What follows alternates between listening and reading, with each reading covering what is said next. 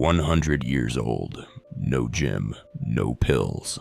The longevity secrets from Costa Rica's oldest people. Have you ever heard of a place where people routinely live past 100 and still herd cattle? No gyms, no protein shakes, no expensive creams. Just real life, lived slowly, wisely, and well. That place, Nicoya, Costa Rica. And today, I want to share with you 9 quiet habits from that region. Things the elders there do every day that keep them not just alive, but thriving. I'm not talking about theory. I'm talking about what I saw with my own eyes. Because when a 98-year-old walks past you carrying firewood, it makes you question everything you've been told about aging. This is Nonstop Wisdom, where we grow better, not just older. And it starts here. 1. Movement is built into life, not forced into a schedule. I once met a woman named Clara, 94 years old, barefoot, and planting tomatoes in soil she's worked since childhood. She wasn't exercising, she was living. In Nicoya, people move all day, but rarely work out. No treadmills, no fitness apps, just walking to visit friends, hanging laundry, feeding chickens, gardening under the sun. Compare that to us, sitting 10+ hours a day, stiff from the couch, scrolling life away. We call it rest, but it's really stagnation. Our backs ache, our legs swell, and we wonder why we feel older than we are. You see, our bodies were never designed for stillness. They're meant to stretch, to bend, to lift, to wander. Not just once a day in a 30-minute gym window, but throughout the day, like breathing. Because every step you take, every push of a broom, every walk to the mailbox, every dance in the kitchen, it sends lymph flowing through your body. That's your natural cleansing system. It doesn't need medicine. It just needs movement. But when you sit for hours, slouched and still, your body's internal rivers start to stagnate. It's like trying to wash dishes without turning on the faucet. No flow, no cleanse, just build up. Meanwhile, in Costa Rica, I watched a 100-year-old man ride a horse into town like it was just another Tuesday. The sky was soft with morning haze, the kind that makes everything look like a painting. And there he was, hat tilted, posture straight, hands steady on the reins. Not in a rush, not putting on a show, just arriving. The horse's hooves echoed gently through the village street, as if time itself slowed down to listen. A couple of children waved. He tipped his hat back and grinned. A grin that didn't belong to a century-old man, but to someone who still knew what joy felt like in his bones. No pain in his stride, no stiffness in his frame, only ease. Like movement was still his first language. He didn't pull out a fitness tracker. He wasn't sipping protein shakes. He wasn't biohacking longevity. He was just living, because he never stopped. Because he never stopped. That moment didn't feel like watching a man. It felt like witnessing a secret.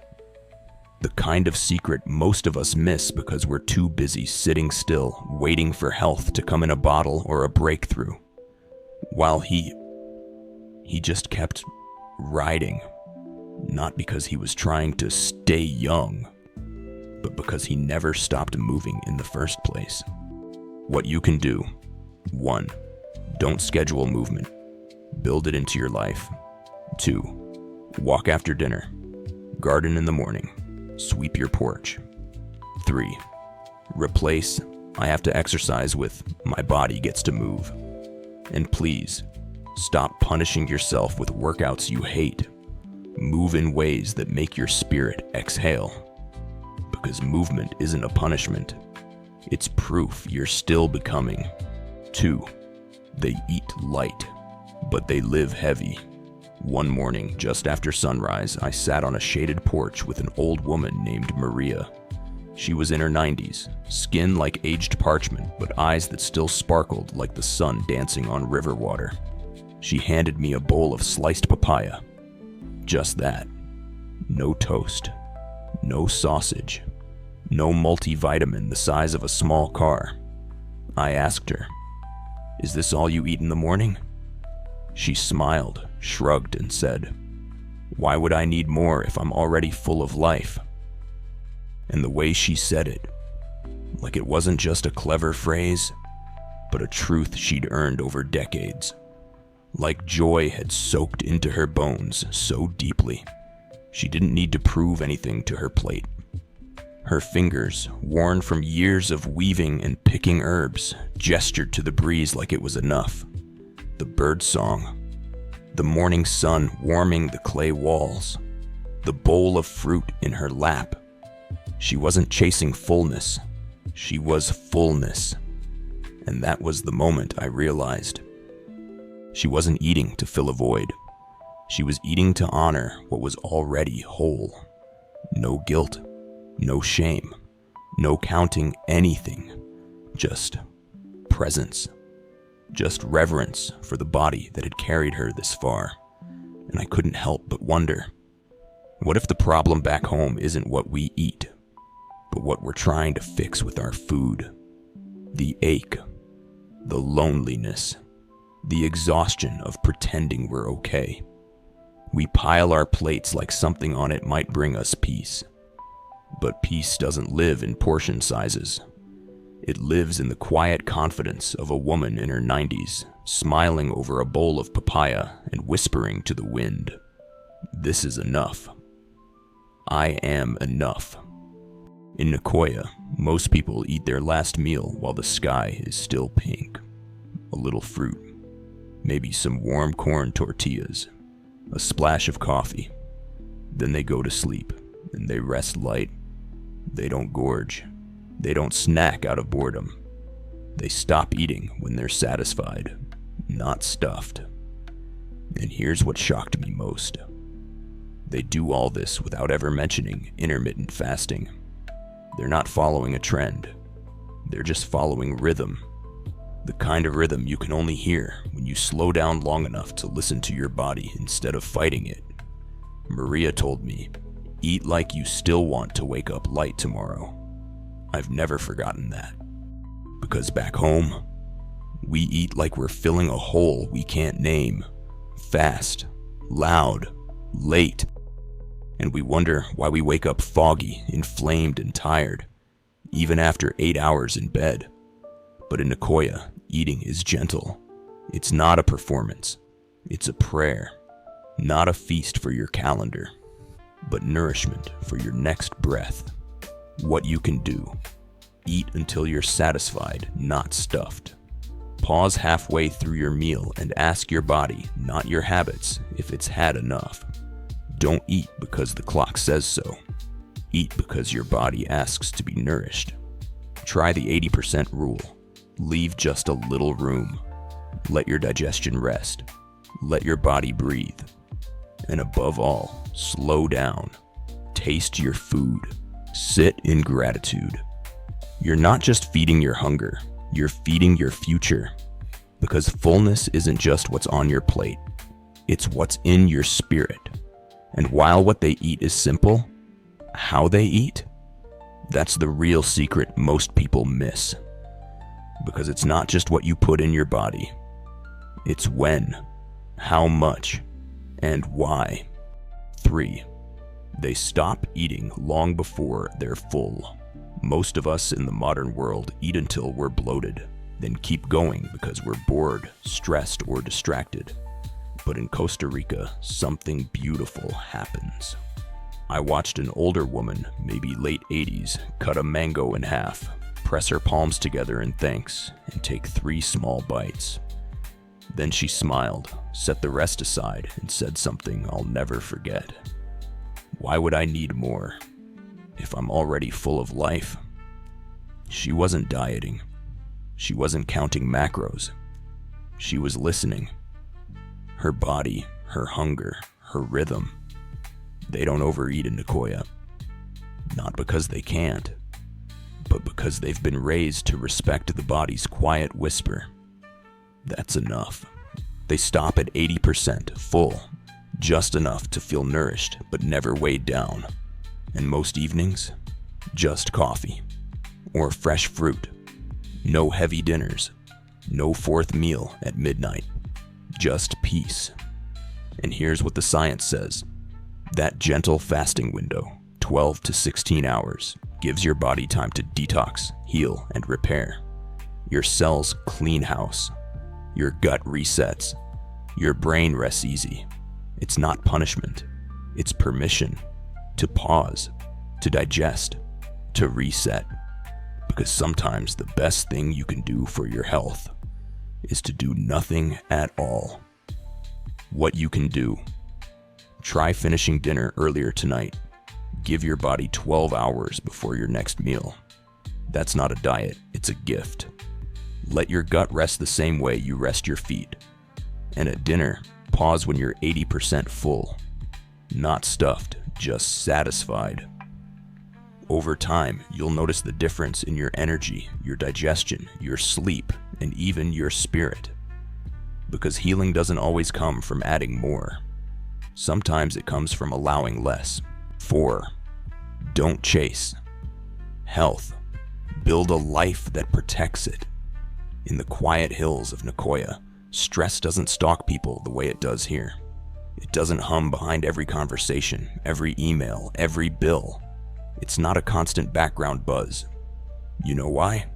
Because in Nicoya, elders aren't isolated. They're integrated. They live with family. They're included in decisions. They tend gardens, lead prayers, give advice. They're not managed.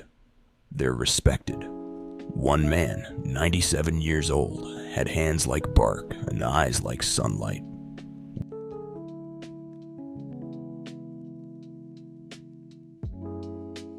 His skin told stories before his lips did. Weathered, creased, rich with the soil of 1,000 sunrises. He wore a straw hat that had clearly seen decades of rain and harvest. And when he smiled, it wasn't wide. It was deep, like something sacred had been kept inside him all along. He didn't speak much at first. He just watched the trees move and nodded like he understood their language. 4. Don't chase health. Build a life that protects it. In the quiet hills of Nicoya, stress doesn't stalk people the way it does here. It doesn't hum behind every conversation, every email, every bill. It's not a constant background buzz. You know why? Because in Nicoya, elders aren't isolated. They're integrated. They live with family. They're included in decisions. They tend gardens, lead prayers, give advice. They're not managed. They're respected. One man, 97 years old, had hands like bark and eyes like sunlight. His skin told stories before his lips did. Weathered, creased, rich with the soil of 1,000 sunrises. He wore a straw hat that had clearly seen decades of rain and harvest. And when he smiled, it wasn't wide. It was deep, like something sacred had been kept inside him all along. He didn't speak much at first. He just watched the trees move and nodded like he understood their language. But when I asked him how he was still so clear, so strong, so alive, he said something I'll never forget. My family still asks me what I think. So I wake up every morning knowing I matter. He didn't mean they asked out of politeness. He meant they gathered around his chair to settle disagreements. They sought his blessing before planting seeds. They paused before big decisions until Grandpa spoke. He wasn't furniture in the corner. He was the fire in the middle of the room. Every time they asked him what he thought, they were saying, "You're not done. You still hold the thread that keeps us together. You're not old. You are foundational." And in a world that tells aging people to sit down, be quiet, or let the young ones handle it, this man was waking up with a reason to stand up. That's the kind of love that heals beyond medicine. That's the kind of respect that rewinds the clock, not in years, but in spirit. Because when your voice is still wanted, your heart stays wide open, and something about your bones remembers what it feels like to be necessary. That's not just how you live longer, that's how you live deeper. Now compare that to here. How many elders wake up in silence? No one to ask them for wisdom. No one to remind them they're still needed. Just pill trays and daytime television and a slow fading of the self. We talk about aging like it's a medical issue, but in Nicoya, it's a relational one. Purpose is their prescription. Community is their care plan. Respect is their daily supplement. They're not battling aging. They're belonging through it. What you can do: reconnect with your circle. Don't wait for a holiday to reach out. Start a weekly call, invite someone over for tea, or simply ask a friend, what's something you're looking forward to? Let people ask for your wisdom. Share stories, teach a recipe, write letters to your grandchildren. Show them the library you carry inside you. Say yes to being involved. Whether it's helping with homework, planning a family meal, or planting herbs, insert yourself with love.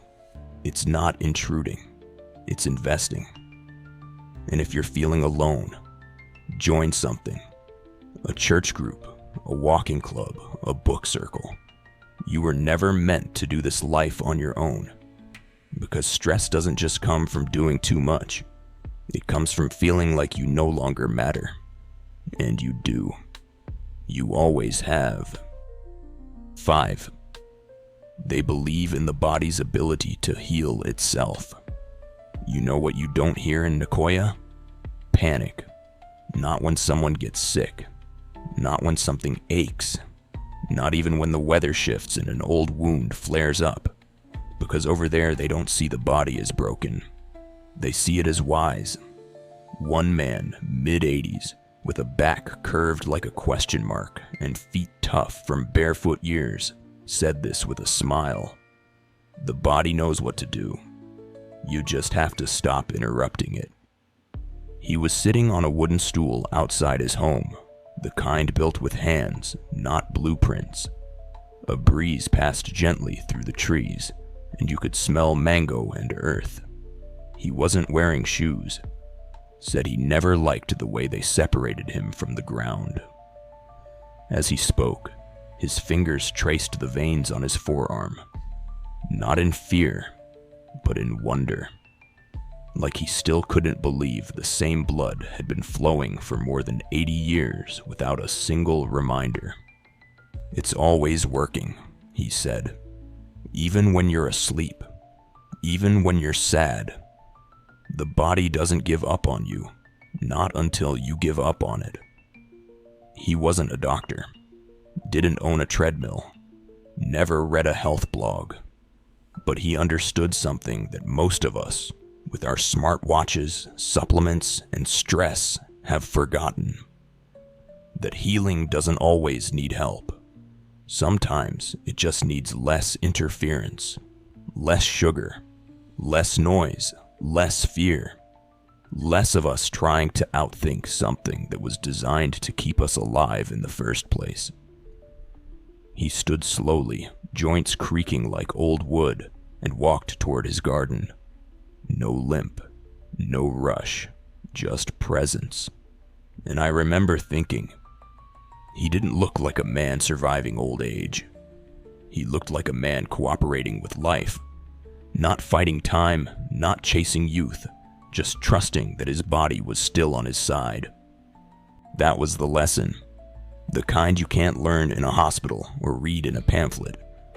Sometimes the wisest medicine is to listen, not fix. To nourish, not panic. To believe, not fear.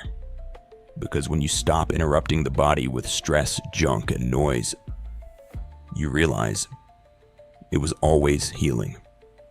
You were just too loud to notice. That hit me.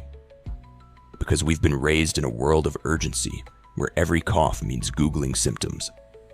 Every ache sends us reaching for a bottle, a pill, a scan, a specialist.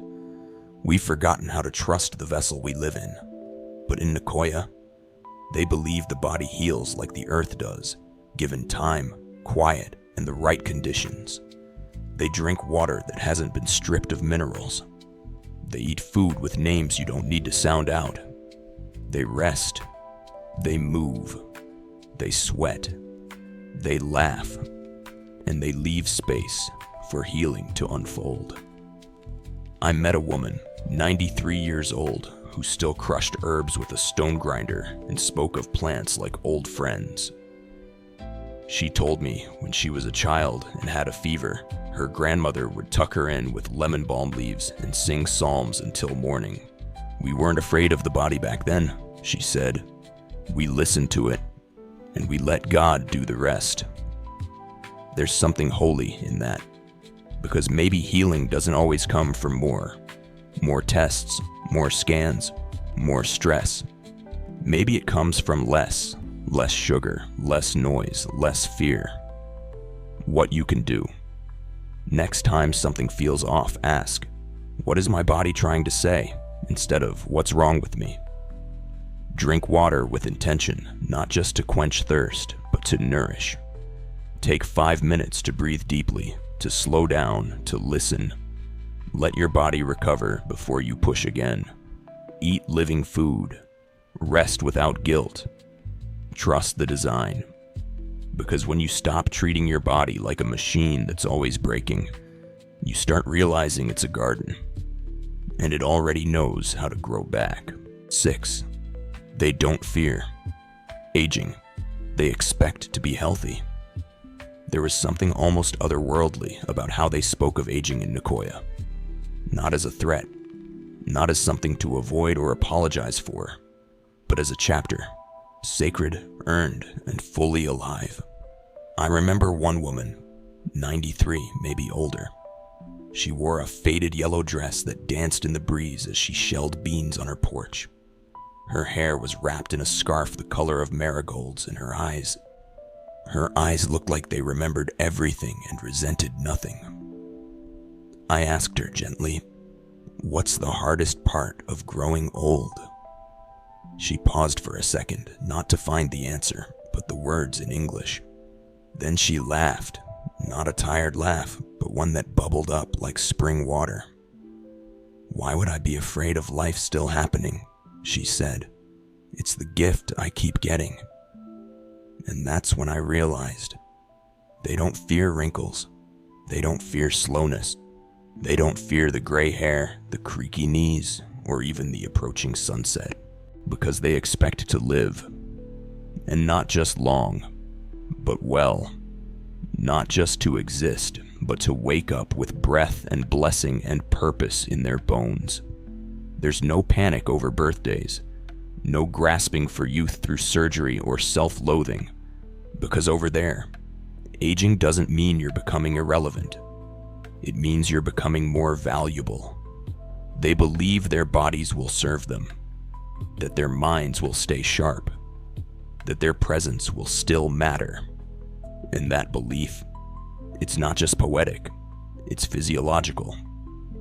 Studies now show your mindset about aging directly affects how your body ages. If you believe aging equals decline, your cells act accordingly. If you believe aging means wisdom and vitality, your body holds on to both a little longer. But in our world, we fear birthdays, we count wrinkles, we chase products and panic diets and timelines that only steal our joy. And in doing so, we unknowingly tell our bodies, "I don't trust you. I don't think you can handle this. I'm already bracing for the fall." But not in Nicoya. There, they walk into their 90s like the best is still ahead, because sometimes it is. What you can do. Speak life over your body. Not criticism, not sarcasm. Life. Each morning say, "I expect my body to keep healing. I believe I can still get stronger, gentler, wiser. I am not done. Stop letting a number define your future. Take birthdays as proof that you're still becoming, not that you've already been. And if you're tempted to panic when you spot a new wrinkle or forget where you put your keys, pause. Then say something kind to the mirror, something your younger self never heard enough of. Because aging isn't the problem. The problem is we've been taught to fear a season that still has miracles waiting. 7. They know the body was built to heal. One man, mid-80s, with a back curved like a question mark and feet tough from barefoot years, said this with a smile. The body knows what to do. You just have to stop interrupting it. At first, I thought he was just being poetic, like elders do. A man in his mid-80s, with a back curved like a question mark and feet calloused from years of barefoot work, sitting under a mango tree talking like a philosopher. But then I watched his life. The way he moved, slowly, yes, but deliberately. No stiffness, no pain, just rhythm. The way he ate, simple meals of fruit, corn, beans. No snacks, no second helpings, no rush. The way he rested, not just at night, but in moments. Deep breaths, quiet pauses. The way he breathed, long inhales, longer exhales, like someone who had never been in a hurry. And I realized he wasn't being poetic. He was being honest. He wasn't offering some ancient proverb. He was remembering something we, in our fast-paced, over-medicated, over-scheduled lives, have forgotten. That healing isn't something we force. It's something we allow. That your body, your actual body, already knows how to repair your cells. Already knows how to calm inflammation. Already knows how to flush toxins, balance hormones, fight off invaders, and rebuild tissue. It doesn't need to be tricked or bullied into working. It just needs to be supported. But most of us never give it that chance. We spend our days interrupting what it's trying to do. We snack constantly, never letting digestion rest. We stress endlessly, flooding our bodies with cortisol. We sit for hours, choking circulation and lymph flow. We pop pills for everything, even before we pause to ask our bodies what they actually need. Then we wonder why we feel broken, tired, foggy, inflamed, disconnected from the very thing that carries us through life. But in Nicoya, they live differently. Not because they're chasing health, but because they never stop trusting it. They move because it feels good, not because a doctor told them to. They rest because it's sacred, not because they're lazy. They eat light because fullness isn't the goal. Vitality is. They breathe deep because the air is a gift. They believe that aging doesn't mean dying. It means becoming wiser. And maybe that's what that man meant all along. The body knows what to do. You just have to stop interrupting it. Let it fast. Let it move. Let it rest. Let it heal. Not because it's magic, but because it's how you were designed. Not to fall apart, but to come back together again and again. In Nicoya, they don't obsess over biohacks or miracle supplements. They don't live with one foot in the pharmacy and the other in the grave. They live in rhythm with what their body was designed to do. Repair, restore, rebuild. No, not perfectly, not instantly, but naturally. Because the truth is, every time you sleep deeply, your brain flushes toxins. Every time you eat something from the earth, your cells repair. Every time you walk, breathe deeply, laugh, your immune system gets stronger. Every time you rest in the sun or drink fresh water, healing begins again. But in our world, we interrupt the process. We eat out of boxes. We numb our stress with screens and noise. We skip rest. We hate movement. We mistrust our bodies, and then we ask, why do I feel this way? Why is my body falling apart? But the body isn't betraying us. It's pleading with us to slow down, to come back to the basics, to believe in its design. And when we do, when we return to nature, to stillness, to nourishment, the body remembers how to heal because it never forgot. What you can do: start seeing your body not as something broken, but something brilliant. You don't need to micromanage every symptom. You need to remove the constant interruptions. Try this. Let your body fast overnight. Give it 12 to 14 hours without food. Drink water before coffee. Eat one thing today that came from the ground, not a box. Move gently, walk, stretch, breathe deeply to help your body flush out what doesn't belong. Lower stress before you raise supplements. Healing happens in safety, not in panic. And above all, start trusting again, because healing doesn't begin in your gut or your skin or your joints. It begins in your belief that it's possible. 8. They spend time outside every single day. In Nicoya, the sun is not something they hide from. It's something they greet, like an old friend returning home. Mornings begin with light, not screens. Grandfathers sip black coffee on the porch as roosters announce the day. Mothers tend to gardens with bare hands and bare feet. Children play under trees that have stood for generations, trees that once shaded their own grandparents. And the elders? They sit under the sky, not just because it's beautiful, but because they know it heals them. One woman, 93 years old, told me this: "If I don't feel the wind on my face by noon, my bones get sad." She didn't say it as a joke. She said it like a truth her body had whispered to her over the decades. And I believed her, because the sunlight here isn't just light. It's medicine, fresh air, real air, not filtered through HVAC or stale from car rides. Sunlight that warms the skin and wakes up the spirit. Nature that doesn't just surround you, it reminds you that you're part of something bigger, that you're still alive. Compare that to most of us, shuffled between buildings, cars, rooms with closed blinds. We forget the smell of soil, the sound of birds, the feeling of grass underfoot, and it shows. Vitamin D deficiency, low energy, mood swings, sleep troubles, disconnection. The solution? It doesn't always come in a bottle. Sometimes it comes in the form of light, air, and quiet. In Nicoya, they understand that the earth gives back what we let it. They step outside, not just for chores, but for joy, for stillness, for breath.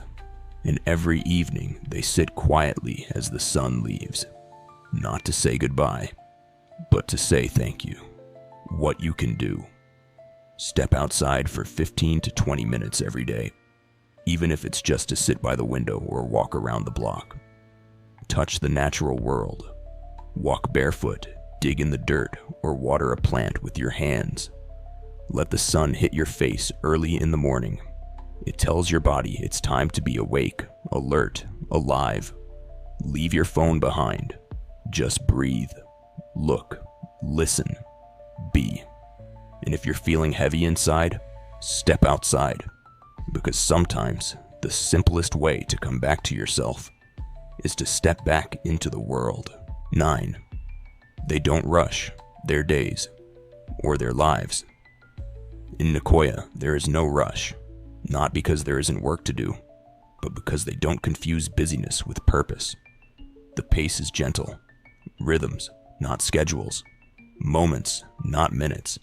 They move with the day, not against it. I met a man, 101 years old, with a straw hat, a slow grin, and fingers curled from years of coaxing life out of the earth. His hands didn't shake, but they carried stories soil-lined and sun-worn, like living journals of decades spent under sky and sweat. We were sitting under a mango tree that had been there since his childhood. He didn't say that, I just knew. The way he leaned against it, the way it shaded us like an old friend. Its roots weren't just in the ground, they were in his memory. I asked him, like any curious outsider might, "What's your secret to living this long?" He didn't flinch at the question. He didn't laugh it off or respond with cliches. He just looked out at the slow sway of the grass and said, "I never let time chase me." He paused, like he was letting the words settle, not just in me, but in the air around us. Then he added with a grin that held 100 years of watching the world rush by. The people who rush through life, they miss it while it's happening. He picked up a fallen mango and turned it in his palm like it was a clock he'd never bothered to wind. You see that fruit?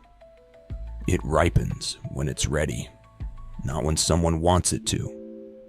He let out a soft chuckle, eyes still on the mango. We spend so much time trying to speed things up. Get rich fast, get thin fast, get old without looking old. But we forget that everything beautiful takes its time. Then he looked at me, not harshly, not preaching, just with a kind of weathered grace, and said, "I watched my wife die slowly. I buried my brothers. I saw seasons change that most people never lived long enough to see twice. But I never rushed through the grief. I never skipped the joy either. I let time walk beside me, and I always made sure it had a place at my table." He reached into his shirt pocket and pulled out a folded napkin. Inside was a piece of fresh cheese and a sliver of guava paste, a small snack he'd saved just for that afternoon. "Every day I eat something I love, even if it's tiny." And just like that, the conversation shifted back into silence. Not awkward silence, but the kind that teaches you more than words ever could. At first, I smiled politely, but later that day, I watched him walk home. Each step deliberate, each movement unhurried. He paused to talk to 3 neighbors, stopped to admire a blooming flower, even bent down, slowly, to pet a street dog that had wandered into his path. It wasn't that he didn't have places to go. It was that he believed the journey was the destination, and it hit me. This is what we've forgotten. In the modern world, aging becomes a race. Rush to do more before it's too late. Cram life into calendars. Obsess over productivity and milestones. Fill every silence with noise. And what do we lose? We lose the sacred pauses, the slow mornings, the joyful meals, the small, still moments that stitch meaning into our years. In Nicoya, they age with patience, with presence. They don't fear time, because they're not trying to outrun it. They walk with it. What you can do: practice slowness once a day. Drink your coffee without distraction. Turn one routine, eating, walking, bathing, into a quiet ritual. Stop and talk to someone for no reason at all. Let conversation wander. Say no to one thing that clutters your schedule this week. Savor your food. No screens, no speed. Just taste, presence, and breath. And most importantly, don't wait until life slows you down. Choose to slow down before it does. Because in that stillness, you'll hear what your soul's been trying to say all along. We're not here to rush. We're here to live. Let's go over the 9 Nicoya truths real quick, not as rules, but as reminders.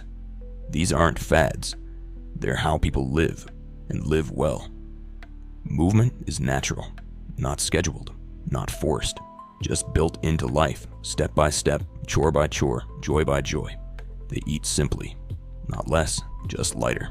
No stuffing, no stress, just enough. Then they stop. They give digestion a break. Whether they know it or not, they fast gently, and their bodies thank them. Community keeps them young. When your family still asks for your opinion at 97, your soul stands taller. They believe the body knows. Healing isn't forced, it's allowed. When they stop interrupting it, it does what it was built to do. Stress isn't king. Time moves slower. There's room to breathe, to pause, to be. They expect to live long. They don't fear aging. They honor it. They believe in their body, and their body listens. Nature is therapy. Bare feet, mango trees, morning air. Every day they touch the earth, and it touches back. They don't let time chase them. There's no rush, no race, just presence. That's why they don't miss life as it's happening. Here's what I hope you take away. You don't need to move to Costa Rica. You don't need a perfect diet or a miracle supplement. You need to believe that your body still wants to heal, and you need to give it space to do what it was designed for. Eat when you're hungry. Move when you're stiff. Rest when you're tired. Speak when you're seen. Breathe like you're allowed to be here. You're not too late. You're not behind. You're not broken. You are alive. And that means you still have time, not just to survive, but to become. If any part of this video stirred something in you, a memory, a dream, a quiet hope, don't let it fade. Leave a comment. Tell me, which of these 9 truths hit home for you the most? I read every single one, and your words might be the light someone else needs today. If this video reminded you that your body isn't broken, just waiting to be believed in again, give it a thumbs up. And if you know someone, maybe a parent, a friend, even a caregiver, who needs this kind of truth in their ears, share this with them. And hey, if you're new here, or you've been watching quietly for a while, subscribe. This is Nonstop Wisdom. And around here, we don't chase youth. We honor life. One story, one habit, one healing breath at a time. So hit that button.